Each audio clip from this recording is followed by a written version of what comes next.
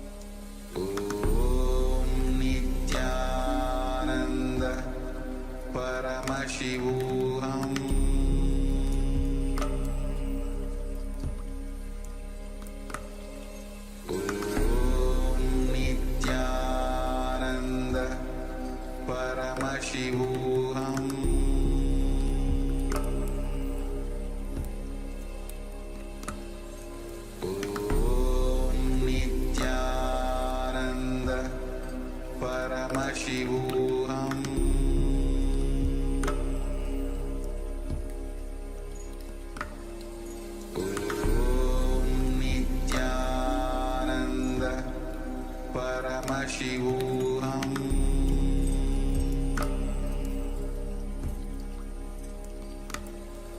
Om Nithyananda Paramashivoham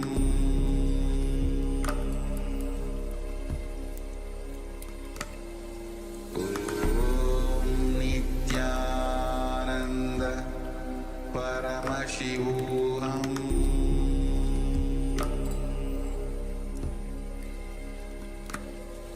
Om Nithyananda Paramashivoham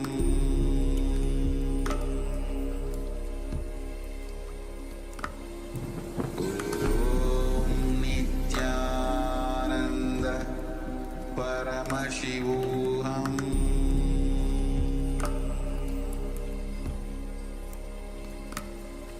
Om Nithyananda Paramashivoham